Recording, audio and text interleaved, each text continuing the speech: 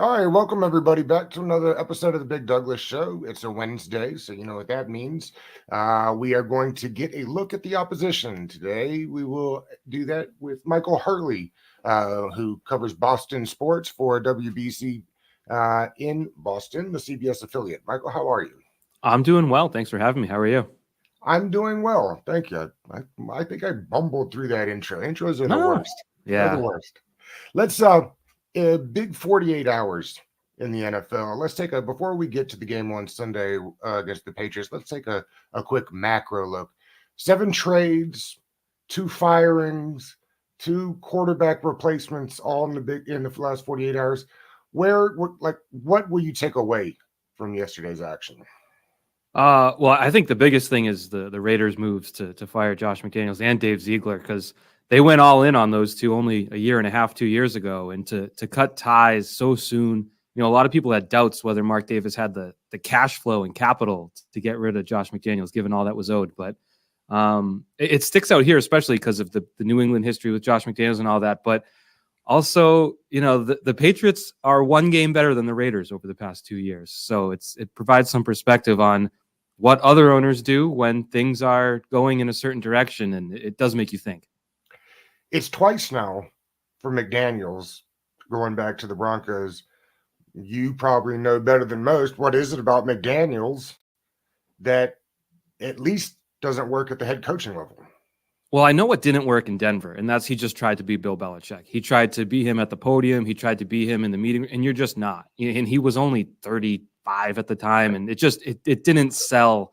So I genuinely thought his second time around would work. So to see him in Vegas being just a subpar coach running a subpar team did surprise me a bit, because I did think, A, he learned his lesson, and B, he had taken enough time since that previous Denver stint to really sort of understand his place and learn who he is and what kind of coach he can be. So I would guess that he's out of opportunities as a head coach, but there's nothing wrong with settling, and he's still a young guy, generally speaking. He's not old. He's mid-40s, so he can be an offensive coordinator for the next 20 years probably. But I do think the head coaching thing is done. All those contracts are guaranteed, so he's got a ton of money out of all of it. So it's not like you're feeling bad for him. Do you expect him to be back with the Patriots at some point this season? I mean, I'm sure that's the question you'll get asked a million times now, right? Yeah, I mean, on the surface, no, but the Patriots do love free coaches. That's why Joe Judge is still there. That's why Matt Patricia was there, because when other teams are still paying them, you only have to offer them. You don't give him a coordinator title. You say he's a special assistant to the head coach. You pay him pennies, and the other team pays the rest of his however many millions he was making. So they do like it. I think Josh has lived here for most of his adult life, so it wouldn't be surprising if they did find a way to do it. But if I'm Josh McDaniels, I'm going to the Bahamas. I'm going to somewhere. I'm going all over the world with my millions of dollars and just hanging out. But the coaches do tend to want to come back to coaching eventually. They're grinders, and I don't think that they can just sit on a beach somewhere and sip fancy drinks with umbrellas in them. I think I could if they want a stunt double. I'd be happy to fill in that role. Michael, it's interesting. I read your article earlier about Belichick and kind of his role in the personnel department, and I found it interesting because although I believe Ron Rivera is quickly on his way out and is not making decisions here anymore, he certainly took the job because he was given full control of the personnel department. I think the two of them were the only ones at the time that had that. I never thought it worked. I don't think it worked here. I'm not sure it worked in New England at some level. What he says, he's not a part of the action. The article was interesting because he said that for almost a decade now. What do you think really is going on there? And how long has it been that way, I guess? Yeah, so Belichick this week has seemingly made a push where it's just sort of like, hey, that's the personnel department. I'm the coach. And it's sort of like, well, for 20 years, you were the personnel department and the coach. So it has stuck out. But then, I was surprised when I started writing that story. I hadn't done my research. And in the middle of it, I did the research in 2014 and 2015 and 2017. He says the same thing. So I do think there is, he's had guys he's relied on to do sort of I don't want to say busy work, but the hard work, the nuts and bolts, the contract work, some of the phone calls. But certainly the large decisions when it came to trading Jimmy Garoppolo in 2017. That was Bill Belichick. When it comes to getting Aqib Talib in 2013, whatever that's Bill Belichick making those moves. I believe he might say otherwise, but it just felt like there's an extra effort to distance himself from it right now. But the history shows that hasn't been the case. So I don't know. I still think Bill is the ultimate decision maker. He just has people doing the work at times. Right now it's Matt Groh. It used to be Nick Caserio, and before that Scott Pioli. So he's always had someone he trusted to do the GM work that isn't necessarily he's still the chief decision maker, right, even if he's not the one doing all of the paperwork and contract negotiations and all that. It feels incredible to say this, but is his seat hot? The seat's got to be hot, right? I mean, I can't imagine. I can't even believe that we'd be having this conversation, and yet they've got 2 wins on the season, and they weren't great last year. Mm-hmm. And they really haven't been good since forcing Tom Brady out, which was a pretty significant decision. Basically, you go back to the summer of before the 2019 season, Brady was basically begging for an extension for the 3rd straight season. He had the 28-3 comeback. They gave him a 1-year deal with incentives. 2017, he's an MVP at 40. They give him a 1-year deal with incentives. He's begging to get this contract, and finally it ends. And since then, which was a huge decision, they meandered through 2020 with Cam Newton, who was available in July. They draft Mac Jones and have an okay year, but if you look at the wins that year, they made the playoffs, but they beat a lot of bad teams. They weren't a very good team, got blown out in the playoffs. And then the past 2 years, sub-mediocre, I would say. And I do think they're bottoming out now. So the seat should be hot, because what I'm trying to say is it's a 4-year trend that is bottoming out. I do think they have been sort of, I won't say irrelevant, but bordering on it. When Sunday Night Football or Monday Night Football does their big matchups, they'll have Dak Prescott, they'll have Justin Herbert, they'll have Patrick Mahomes. And if the Patriots are playing, it would be Bill Belichick's picture up on the full screen. And it's sort of like, are you tuning in for that? So the roster's been, draining of talent, and the results have been mediocre. And now finally they're sub-mediocre. The only question is, what is Robert Kraft thinking? And that's what we're all wondering here. Is he going to ride this out, or is he going to make a change? It's kind of needed, given that they are where they are, but they've been together a long time. I don't know what he's going to do. Why wouldn't they give Brady the contract?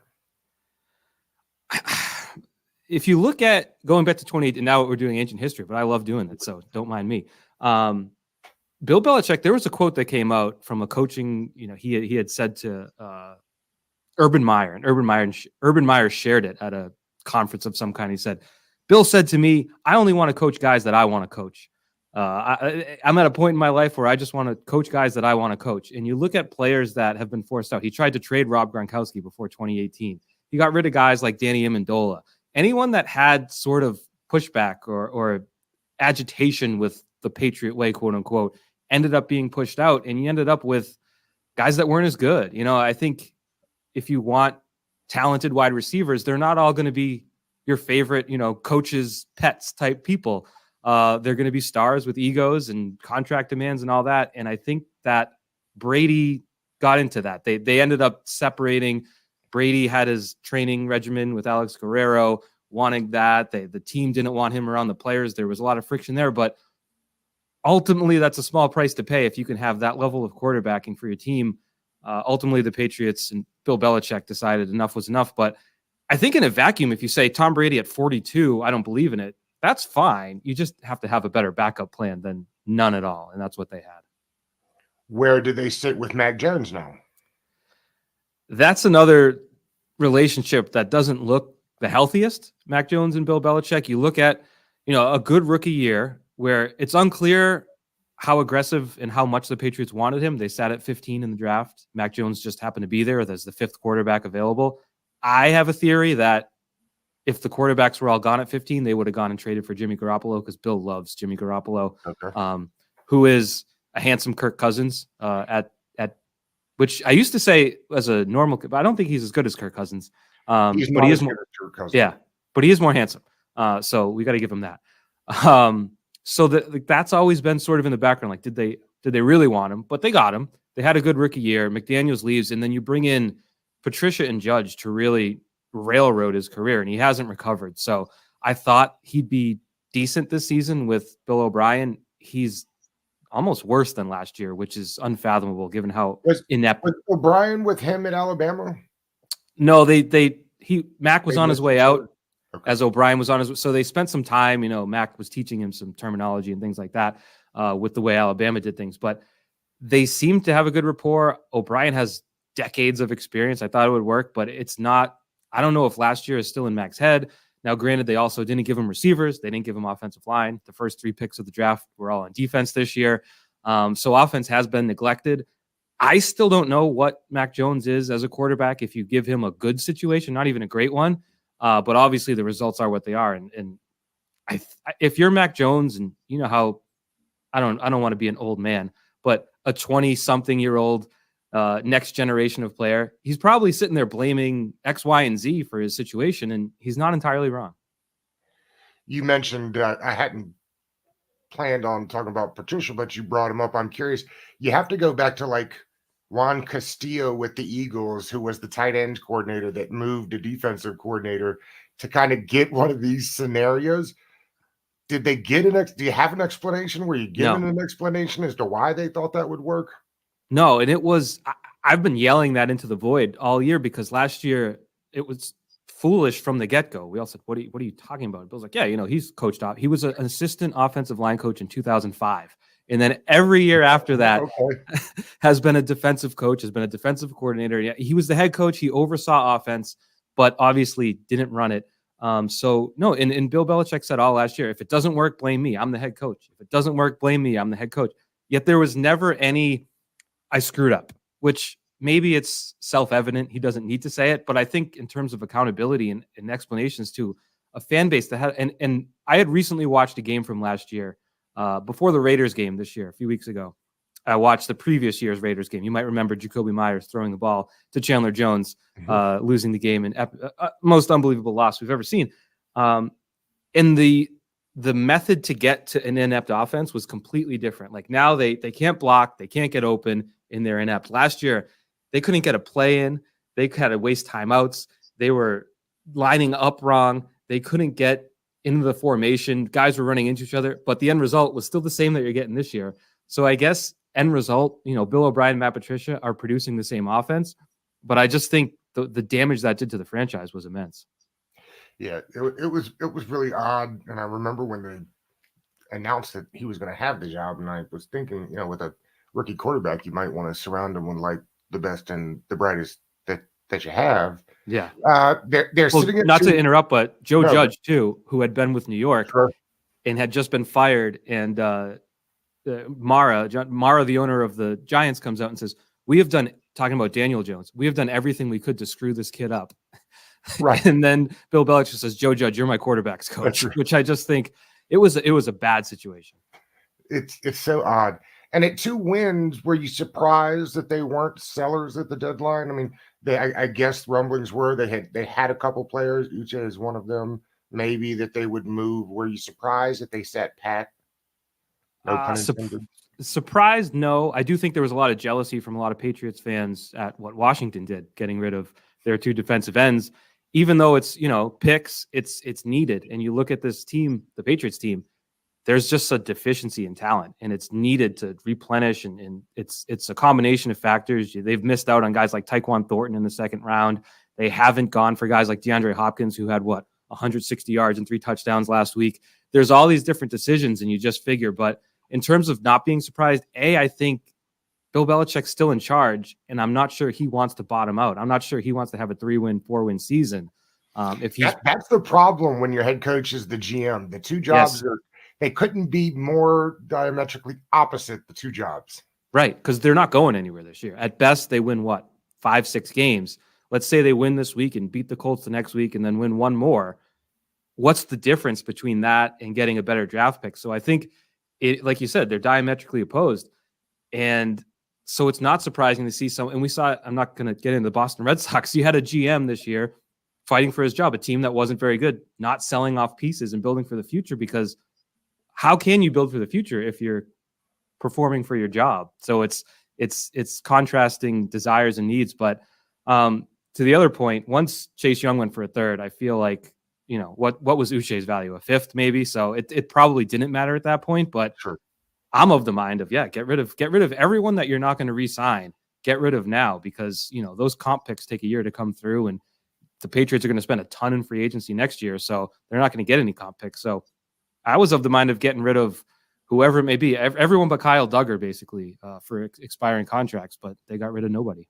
Yeah, I had personally hoped that the Commanders would get rid of more of its players at least on the expiring deals. I can see why they didn't do it on offense, because they really are trying to see what they have in Sam Howell and leave everything possible. Like, the reason they wanted such a big pick for Brissett is because they really like what he's able to do for Howell, even just on the bench, not playing.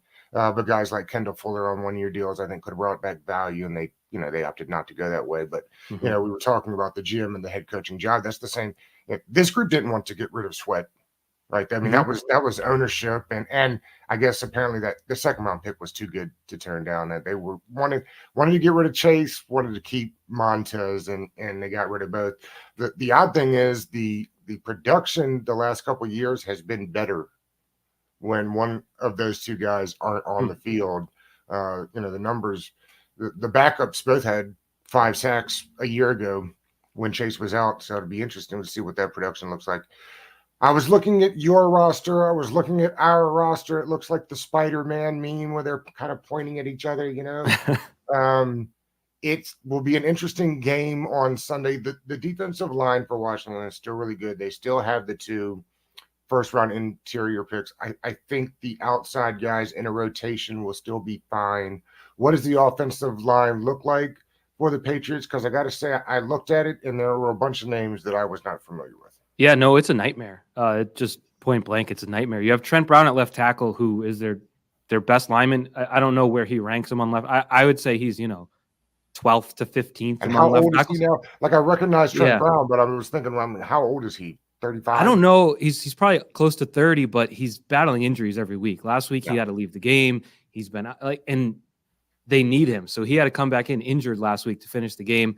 Your left guard is Cole Strange, their famous first-round pick from a year ago out of the University of Tennessee at Chattanooga. I'm sure you're very familiar with his work down there. He's been injured too. David Andrews has been the mainstay at center. They've rotated rookie guards in Antonio Mafi and Sidi So, who actually is decent.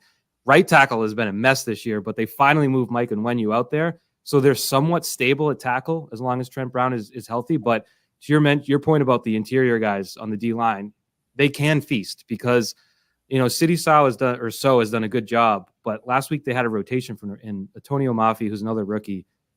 I can't say what his career is going to be like, but he's not ready for NFL action, and they keep using him. So it's been a problem. They've had communication issues. So protecting Mac Jones has been an issue outside of the Buffalo game, which was an aberration where they had a good game plan where Mac was getting rid of the ball in 2.2 seconds or whatever. It's been problematic. So like you said, I agree with you that even without those premier pass rushers, Washington still should be able to at least disrupt the passing game with the state of the offensive line. For those that watch this podcast on the regular, and I am also a huge Bulldogs fan, so I'll ask you, how is David Andrews doing it? And he is getting up there in age. I mean, how much longer does he have? Yeah, he was an undrafted free agent in 2015, I want to say. So you're talking year 8. He did miss a year with the blood clot situation. So I don't know if that prolongs things or shortens things. I don't know. But he is solid. He's just had such, revolving door to his left and right that it's been challenging. You watch this team run. I'm not an offensive line coach, as you might be able to tell. I'm 5'9". Never really. I did play the position in Pop Warner, but not very well. When you run a tackle and stunt on this team, the rookie guards just get sucked right out to the tackle, and then Andrews is left. He's always blocking someone as a guard, let someone right through the A gap. But I think he's doing the best he can, just under dire circumstances. So he's still, the leader. He's still the first one. They've lost quite a bit. He's still the first one at the podium to sit there and just take all the arrows being flung at them while Bill Belichick takes an hour to come out to the podium. So still a leader, still a captain. It's just not at all the same team that he used to be. I think he's the same. It's just the team around him is so different than when he came into the league. Michael, history supports and shows that Belichick feasts on young quarterbacks. What will be the plan against Sam Howell, do you think?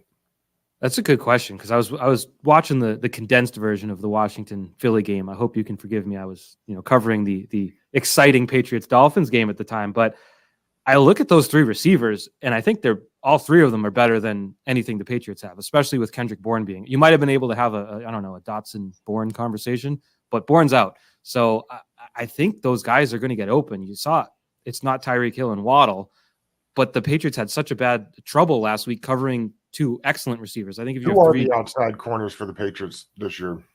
Well, they had Christian Gonzalez, the rookie, who Washington picked Forbes over him, which we all know about that. Washington fan is not real happy about. Injury aside, I had forgotten not to say that there. Gonzalez was great before the shoulder injury ended his year. So they have Jack Jones is back. You might remember him from the arrest this summer, which never happened according to the state of Massachusetts. And then you have they've pieced together Jonathan Jones is back there too. Marcus Jones, their other Jones, is out for the year too with an injury. So they've been pretty banged up at corner trying to piece it together. So there will be opportunities in the passing game. And then the pass rush, since you mentioned, I didn't know this until you mentioned it, that the production sort of is better with either Sweat or Young on the field. The Patriots kind of have an opposite. Uche's whole strength has been Matthew Judon on the other side, because when you're running an offense and Judon's there with his red sleeves and, standing up, ready to that's where all your attention is. And Uche has been good at capitalizing on being the secondary guy. Now that he's the primary pass rusher, I don't know that he's quite as effective when he is the main guy that they're concerned with. So Christian Barmore, I don't know how familiar you are with his game in the middle. He's been really potent lately. He's been in the backfield a lot. So he'll make some plays. But I do think overall, Washington's passing game, especially watching them against Philly last week, they'll get their yards. They'll score some points. And I kind of like Washington in this game just for that reason, because let's say it is a quasi shootout. I don't like the Patriots winning any of those games.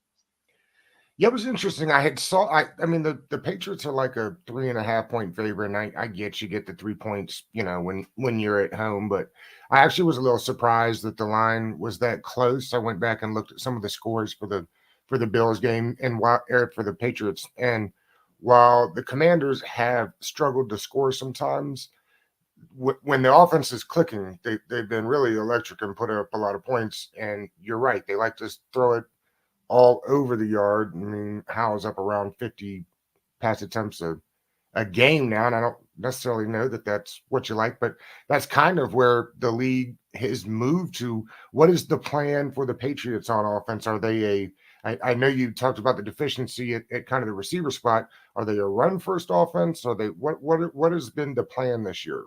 That is a great question. I wish I had the answer. And when I say shootout, I mean 24 to 30 points, not 40 plus. We're talking Patriots relative shootout, but they haven't had guys that can get separation. Devontae Parker has been their de facto X. I still don't know what his strengths are as a receiver. Bourne, I think, is really good. Obviously, he tore his ACL last week though, so he's been out. They have, like Jalen Reagor made the roster now, and right. They're trying to figure out how to use him. Did they pick up the kid from LSU? Kayshon Boutte, yeah. He played in week 1. He had 4 targets, 0 catches, 2 of which he couldn't get a second foot in bounds, and he hasn't played since. I wouldn't be surprised if he did play in this game, because I do think he kind of profiles like Kendrick Bourne, similar size, similar inside-outside versatility. So I do think you'll see him. I think Mac Jones wants to utilize these guys more so than maybe, Devontae Parker, et cetera. And, what offense are they? They rely on Hunter Henry for a random 15-yard catch every now and again. They can't really run the ball very well. I don't think I've looked at Ramondre Stevenson and Ezekiel Elliott, individually, athletically, they look fine. It's just, for as bad as we focus on quarterback, I would say, look at Ramondre Stevenson, who had a great year last year, and look at how bad he is this year. He didn't get bad. The offensive line is that bad. So they don't really have something they hang their hat on, to answer your question as short as I can. You think there's a better chance that Bill Belichick is back next year, or that they'll have moved on? It's, again, the great unknown is what Robert Kraft wants, what he thinks. I do think a pretty big thing is they have 3 nationally televised games in December. They have a Thursday game in Pittsburgh. They play Christmas Eve in Denver, and then they play Monday night against the Chiefs. If any of those get flexed out, like last year's Raiders game got flexed out of prime time. I think that's what catches Robert Kraft's eye, where he says the country doesn't want to watch us play.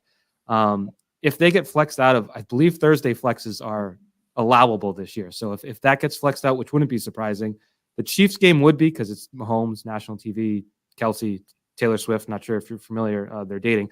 Yeah, the TV networks, they mentioned it once or twice. So I'd be surprised if the Chiefs one does. But let's say that Thursday one gets flexed out. That's something that maybe pushes that conversation forward. And then I don't know how they handle it. I kind of feel like it has run its course, just based on the fact, not just this, it's not like 1 year and you get rid of them. It's 4 years of really making no progress and not getting back to what they want to be. And Kraft wants to win Super Bowls. He doesn't want to be 7-9 7-10. He wants to win playoff games. He wants to be a big shot at the league meeting. So it's a tough conversation. There is a lot of respect there. I don't think there's animosity from Kraft to Belichick, but if it keeps going down this road, I think you have to make the move, especially, I don't know if you remember last year, Gerard Mayo was taken in head coach interviews and then canceled them all because the Patriots went and made him some sort of promise. So if he's the next guy, it may be time to make that move. It's very tricky. Bill Belichick's sons are on the coaching staff. He's obviously a part of the fabric of the franchise. So it's not as simple as just saying, see you later. But I do think it's run its course. Is his oldest son going to get other interviews? Where do you see him as a coaching prospect? It's a good question. He's got Steve Belichick, who's sort of splitting defensive coordinator duties with Gerard Mayo. Steve is the one that I was thinking of. And then Brian Belichick has been the safeties coach for 4 years, I want to say. Steve is the one that always ends up on TV because of the hair and the face and the all that stuff. I don't know. I do think there will be jobs. I have no idea, especially because last year the defense struggled to start the year. And then as word goes around here, Bill Belichick got heavily involved and they were great for 8 weeks. And then he gave it back to them and they weren't so great to end the year. So I don't know how true that is, but it's tough. I mean, it's tough to be any coach's son. You look at, Kyle Shanahan as sort of the rare exception to the rule and even then there's, some underperformance out there, I guess you could say, but I don't know. He will have to be judged outside of his father's work to be able to have some sort of role in the league. But I'm sure Bill has made enough friends over the years that he'll get jobs. I just don't know what's allowed. It does seem like Mayo, given his playing experience and given just sort of his front-facing everything, the way he could connect with a room, he projects as the next head coach, I would think, based on the whole I'm done taking interviews thing last year. Where do New Englanders stand on the great Bill versus Tom debate? Well, I think when Tom was still playing, it hurt a lot of people around here. I personally enjoyed watching every minute of Tom Brady playing football. I think the league is worse off without him. Even if he was bad this year, I'd be tuned in. I don't think he would have been bad this year either. I don't think so either. I think, talk about bad coaching situation. Todd Bowles, and even the way he made Arians look like a decent coach was a miracle. No offense to Bruce Arians, but that was kind of offensive. But people sided with Bill, I think, largely because they like the team. They support the team. They want the guys. There were plenty of people that sided with Tom because they felt like he got forced out, which I feel that way. But, I think there was a little reconciliation to start the year when he came back, wore a jersey, did a little halftime speech. So they're working through the feelings, I would say. But they definitely side with Bill. Maybe, as time passes on, let's say it's Bill's last year. He's 71 years old. They're bad. If you look at that 4-year period of what happened after Tom and what Brady did after leaving, maybe people's opinions will change. But in the moment, I think it was just sort of backing the team in front of you and hoping for the best, even though it never really worked out. All right, Michael, we wrap each of these Opposition Wednesday shows this way. If Ron Rivera came into your office and said, Michael, what do we got to do to beat the Patriots? You say what? Oh, okay. I'm going to man up everyone on defense because no one's beating man coverage in that group. I'm going to send an extra rusher up the middle every third play until they prove they can pick it up, which is a problem. That's how I'm going to stop you defensively, probably limit them under 20 points. And then offensively, if you can protect for, like a decent 5-step drop, let guys run intermediate to deep routes, there'll be plays to be made. The Devin McCourty retired last year. The top can be beaten. They had a rookie, Marte Mapu, deep last week, as again Tyreek Hill, a little bit faster than most guys, just blows right by him. So I think there will be yards to gain, points to score. It's probably going to be decided in the red zone for both teams, because I think the middle of the field, there's going to be some ball movement. It's just going to come down to execution in the red zone. And again, I kind of like the Commanders here, probably because I'm just so down on the Patriots. It's hard to I don't know. I mean, the Patriots played the Eagles well too, so I can't judge it based off one game, but that Washington offense just looked more potent than the Patriots did, and I think that'll decide it. So throw the ball and just play some basic defense. You'll probably win. Well, that's what we tend to do, so that will be interesting. The weather's supposed to be nice on Sunday, do you know? I think so. I think it rained every weekend here for like 4 months, but I think we're done with it. I think we're past the weekend rain, so it should be fine. Throw it around. It's not too cold. They'll be fine. It's Washington. It's not like Miami. Thank you, Michael. This was great. Appreciate you. Appreciate it.